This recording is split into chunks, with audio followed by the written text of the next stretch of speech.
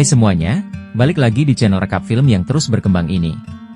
Pada kesempatan kali ini, gue Abang Admin akan membawakan alur cerita dari film berjudul No Mercy. Film tersebut merupakan film rilisan tahun 2019 lalu bergenre action thriller yang disutradarai oleh Im Gyeong-taek. Mengisahkan perjuangan seorang kakak yang ingin menuntut balas dendam, serta mencari keberadaan adiknya yang ternyata diculik dan dijadikan pemuas nafsu oleh sekelompok predator seksual. Bagaimana keseruannya? Gak usah lama-lama, kita langsung mulai aja alur ceritanya. Film dibuka dengan memperlihatkan seorang perempuan bernama Inae yang merupakan karakter utama di film ini. Inae yang baru saja keluar dari penjara, singkat cerita pulang ke rumahnya, dan di sana ia disambut oleh adik perempuannya yang bernama Eun-hye. Di sini kita bisa lihat, kalau Eun-hye ini adalah anak yang berkebutuhan khusus. Melihat sang kakak akhirnya kembali pulang, Eun-hye nampak begitu bahagia. Setelah melepas kangen, keduanya pun masuk dan makan malam merayakan kembalinya sang kakak dari penjara. Di momen ini, Inae juga memberikan Eun-hye hadiah, yaitu sebuah jepitan rambut. Nampak Inae sangat menyayangi adik satu-satunya itu.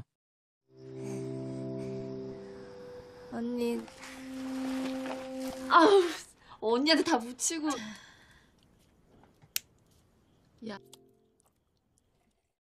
Kemudian saat sebelum tidur, keduanya saling bercerita. Dan dari sini kita pun tahu kalau orang tua Inae dan Eun-hye ternyata sudah meninggal, sehingga mereka merupakan yatim piatu. Lalu, Eun-hye juga mengatakan kalau ia tidak suka sekolah. Mendengar itu, Inae sebagai kakak hanya memberikan Eun-hye pesan, bahwa ia harus tetap bersekolah, karena sekarang Inae sudah bebas, jadi ia bisa kembali menjaga Eun-hye dari siapapun yang mengganggunya. 내일 갈래. 학교. 아빠 돌아가시기 전에 얘기했던 거. Keesokannya, saat bangun dari tidur Inae melihat ada sebuah kado, dan surat di dalamnya, yang ternyata itu adalah hadiah dari Eun-hye. Kado itu berisi gaun dan sepatu heels merah yang cantik, sedangkan suratnya berisi ungkapan rasa sayang dan rasa terima kasih Eun-hye pada sang kakak. Sementara di sekolah, saat jam pelajaran selesai, Eun-hye didatangi 3 siswi begajulan yang nampak membulinya.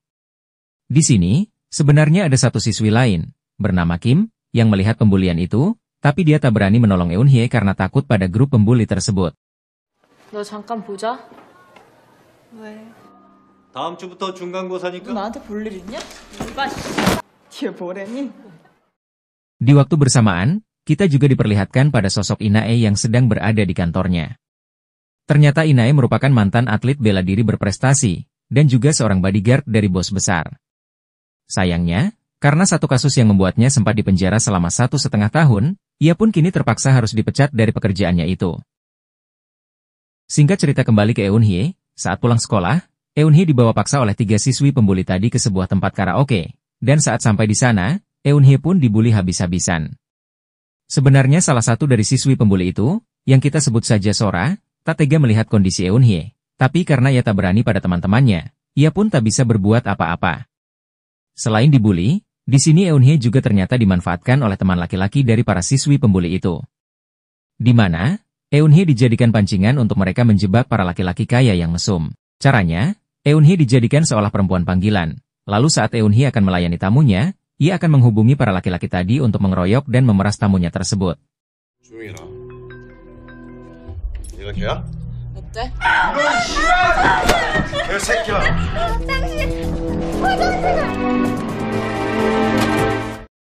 Sampai akhirnya, nasib buruk menimpa Eun-hye, ketika tamu yang ia dapat kali ini adalah seorang laki-laki berwajah sangar, bertato, bak seorang ketua gangster. Sementara Inae di rumahnya mulai khawatir, karena adiknya belum juga pulang dari sekolah, meski malam semakin larut. Bahkan sampai keesokan harinya Inae menunggu, adiknya itu belum juga kembali pulang ke rumahnya.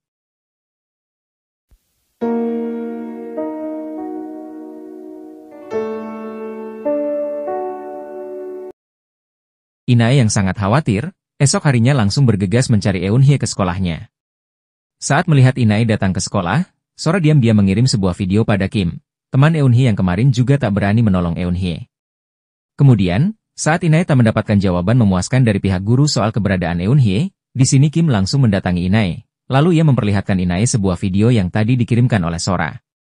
Di video itu, nampak Eun-hye sedang direkam sambil pakaiannya dibuka satu persatu oleh para siswi pembuli. Melihat itu, Inae jelas sangat emosi, dan dengan darah yang mendidih ia pun bergegas mencari keberadaan sosok siswi pembuli tersebut. 그렇게 걱정이 되셨으면 설마 무슨 큰일이 있겠어요?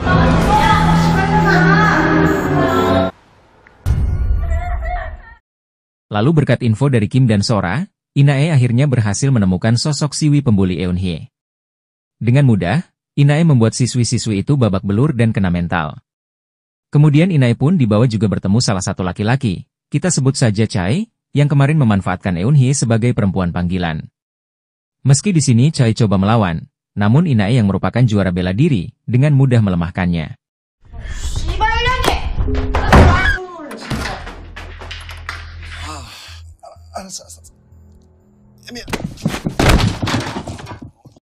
Dari sini, Inae pun mulai diceritakan hal yang sebenarnya terjadi di malam tersebut. Diceritakan bahwa kemarin malam saat Eunhye mendapatkan tamu seorang lelaki sangar, yang kita sebut saja Sangman, ternyata Sangman tak mempan diprovokasi oleh Chai dan rekan-rekannya.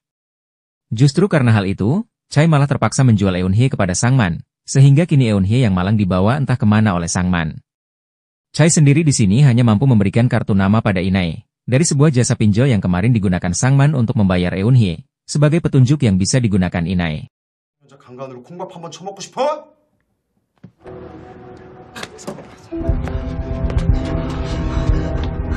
씨발 죽을 줄 알고.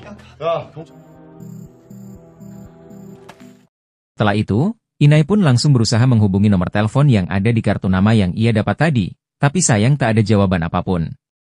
Inae juga di sini sempat berusaha melapor polisi, tapi sayangnya, bak kepolisian di negeri Konoha, pihak polisi pun beralasan tak bisa membantu Inae karena mereka merasa adik Inae hilang karena kabur dari rumah, bukan diculik. 네, 경찰입니다. 어떻게 도와드릴까요? 동생 연락이 서류 작성하시고 신고를 하시면은 그때부터 저희가 알겠습니다. 자, 우선 진정하시고요. Sementara itu di tempat lain, nampak Sangman, laki-laki yang semalam membeli Eunhye, nampak sedang menyerahkan Eunhye kepada seorang bos tempat usaha esek-esek. Di sini, Sangman menjual kembali Eunhye kepada bos tersebut, yang bernama Sajang, demi mendapatkan lebih banyak uang. Sedangkan di sebuah kamar, terlihat Eunhye yang dikurung tengah hanya ditemani oleh asisten dari Sajang yang sangat kasar. Kembali ke Inae, karena frustasi, ia lantas mendatangi langsung gedung tempat usaha pinjol yang tadi berusaha ia hubungi. Sesampainya di sana, Inae hanya bertemu satu pegawai pinjol. Awalnya si pegawai enggan memberikan informasi apapun, tetapi usai Inae memberikannya salam olahraga, si pegawai langsung memberikan plat nomor dan alamat apartemen dari Sangman, lelaki yang tadi membawa Eunhye. Usai mendapat apa yang ia butuhkan, Inae langsung bergegas mencari sosok bernama Sangman itu.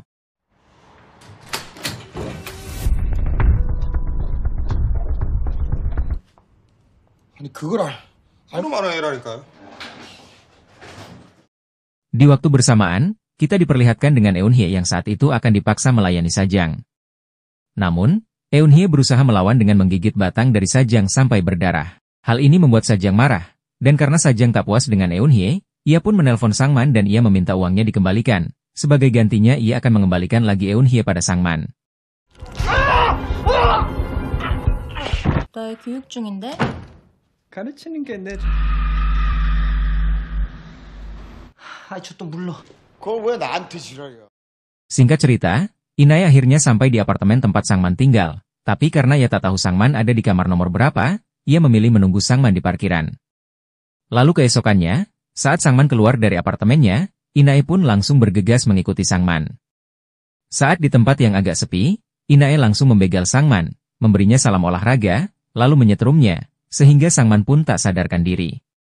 Saat tersadar, Sangman sudah diikat lehernya, dan ia dipaksa Inae untuk pergi membawanya ke tempat Eunhye berada. Akan tetapi saat di tengah jalan, Sangman melawan dengan sengaja menabrakkan mobilnya ke sebuah pembatas jalan.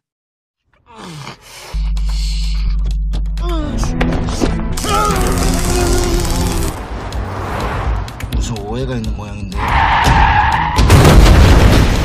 하는 게 뭐야? Di momen ini, perkelahian terjadi akan tetapi sekali lagi Inae yang terlalu kuat, kembali berhasil melumpuhkan Sangman. Setelahnya, Inae menaruh tubuh Sangman di bagasi mobil agar ia tak melawan. Lalu, menggunakan ponsel milik Sangman, Inae pun mengontak Sajang agar ia bisa tahu di mana posisi Eunhye berada saat ini.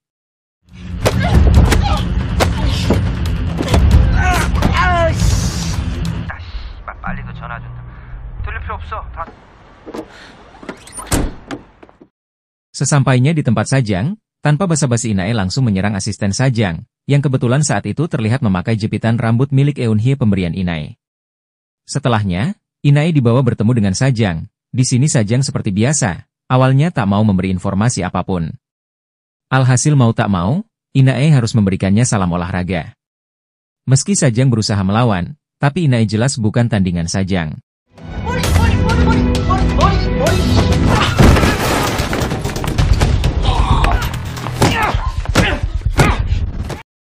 Lalu akhirnya, Inae pun mendapat informasi bahwa Eunhye sebenarnya sempat menelpon Inae, tapi saat itu posisi Inae sedang tertidur jadi ia tak bisa menjawabnya. Selain itu menurut asisten Sajang, Eunhye juga sempat menghubungi satu kontak lain, tapi ia tak tahu siapa orang itu. Sementara itu, Eunhye sendiri saat ini posisinya sudah dibawa oleh seseorang pria berjas, tapi Sajang dan asistennya tak tahu siapa dia dan tak memiliki kontaknya. Seusai itu, Inae pun meminta kontak yang tadi berusaha dihubungi Eunhye. Kemudian ia pun langsung pergi dari sana. 내가 혹시 전화할 때 양복 입고 아무도 없으니까 딴 데다 걸었어요. Di tempat lain, kita diperlihatkan pada Eunhye yang sedang bersama pria berjas yang tadi dikatakan asisten Sajang, dan kita sebut saja pria itu, Jungwoo. Saat sedang berhenti untuk istirahat, Eunhye sempat berusaha untuk kabur, sayangnya ia bisa kembali ditangkap oleh Jungwoo. Sesudah itu, Jungwoo pun mendapat telepon dari bosnya, yang bernama Yongchun. Di sini diketahui ternyata Yongchun lah yang menyuruh Jungwoo membawa Eunhye ke lokasi yang sudah ia tentukan. 잘 테니 한두 시간쯤 있다 연락 줘.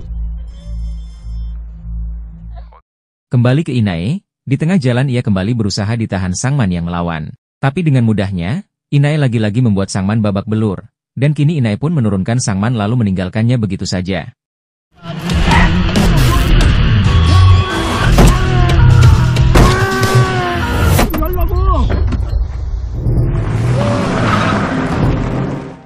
Setelah meninggalkan Sangman, Inae akhirnya sampai di sebuah minimarket, yang disinyalir sebagai tempat asal dari kontak yang berusaha dihubungi Eunhye.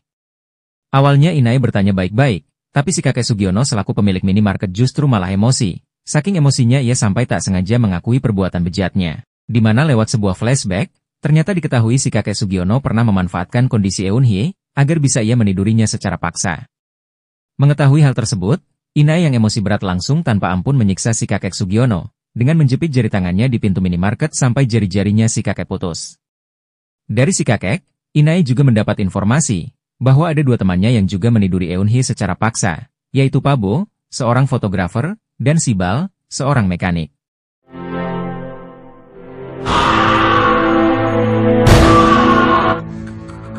그게 무슨 소리? Lewat info tersebut, Inae dengan mudah menemukan Pabo, lalu menginterogasinya sambil menyiksanya, dan memberi luka serius di leher Pabo. Selain Pabo, Inae juga melakukan hal yang sama pada Sibal. Saat datang ke bengkelnya, Inae tanpa basa-basi langsung menggeprek tangan Sibal. Di sini, Sibal kemudian memberi Inae satu informasi penting, bahwa kemungkinan Eunhye saat ini dibawa oleh pria bernama Yongchun. 난 진짜 몰라. 아무것도 몰라. 이건 포토샵으로도 안 되겠네. 에?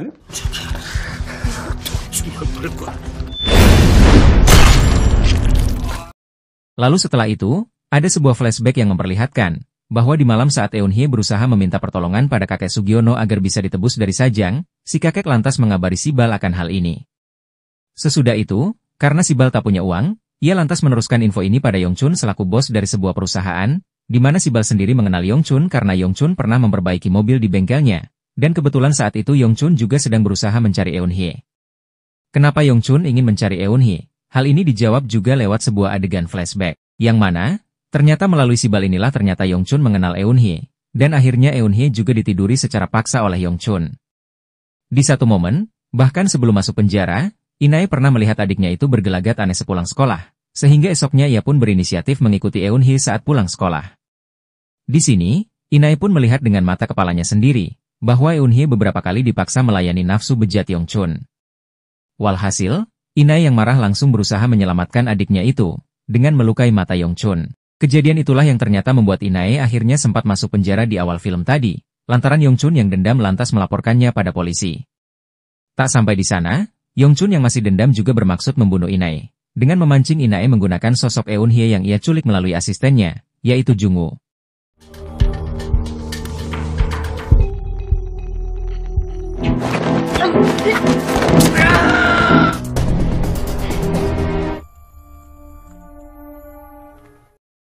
Sesudah itu, Inae yang memiliki kontak Jung-woo dari Sibal tadi, langsung menanyakan keberadaan Yongchun pada Jung-woo.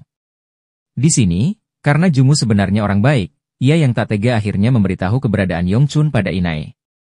Singkat cerita setelah menerima info tersebut, Inae langsung bergegas mendatangi Yongchun yang baru saja selesai melakukan rapat dengan para kliennya. Di sini, meski Yongchun memiliki banyak pengawal, Inae dengan barbar bisa mengatasinya. Sayang sekali di saat Inae sibuk farming melawan anak buah Yongchun, Yongchun sendiri bisa memanfaatkan kondisi itu untuk kabur. Enggan buruannya lepas, Inae langsung secepat mungkin berusaha mengejar Yongchun.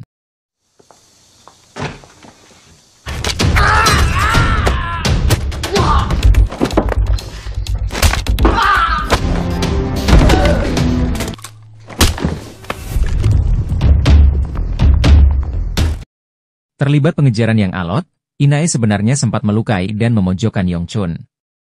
Tapi Yongchun yang cerdik akhirnya bisa kabur dari kejaran Inae. Setelah berhasil kabur, Yongchun langsung meminta Jung-woo membawa Eun-hye ke lokasi eksekusi. Di sana Yongchun berencana membunuh Eun-hye dan juga Inae secara bersamaan. Mengetahui itu, Jung-woo yang sudah mantap untuk berkhianat dari Yongchun, lantas memberitahu Inae lokasi tempat Eun-hye ditahan, sehingga Inae pun sesegera mungkin pergi ke sana.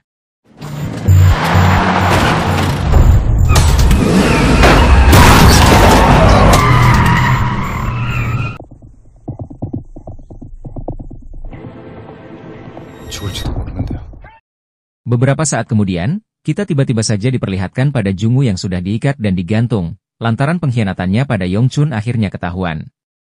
Tanpa ampun, Yongchun pun menewaskan Jung-woo dengan menusuk telak lehernya menggunakan pisau. Di waktu bersamaan, Inae sudah sampai di lokasi Eun-hye ditahan. Ia nampak bersiap karena akan melawan Yongchun dan belasan anak buahnya. Singkatnya, Inae dengan jiwa barbarnya langsung YOLO berusaha melawan para anak buah Yongchun yang jumlahnya banyak seorang diri. Tak mudah bagi Inae, karena meski memiliki senjata, jumlah anak buah Yongchun terlalu banyak. Bahkan di sini, Inae sempat terpojok dan nyaris saja tewas, tapi demi keselamatan adik tersayangnya, Inae terus berusaha sampai akhirnya ia pun bisa menyikat semua anak buah Yongchun.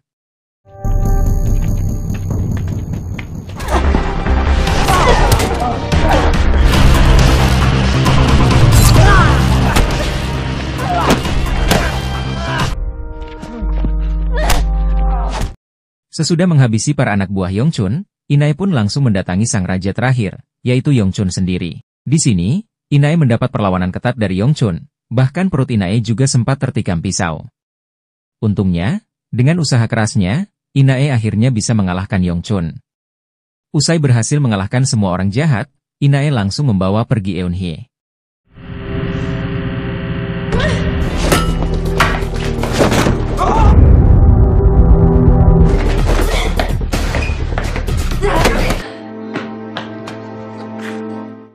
Film pun diakhiri dengan scene yang memperlihatkan Inae dan Eun-hye yang memutuskan pergi dari kota tersebut, ke tempat yang lebih baik dan aman bagi mereka berdua.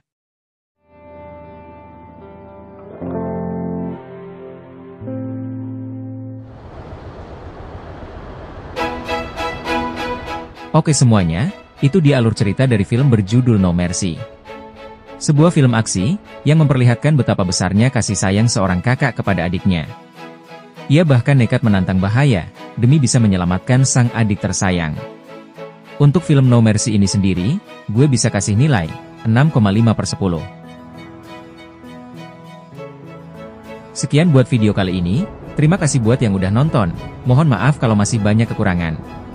Kalian bisa kasih gue kritik, saran, masukan, diskusi, atau request film di kolom komentar. Jangan lupa like dan share. Juga subscribe channel ini supaya kalian gak ketinggalan video baru.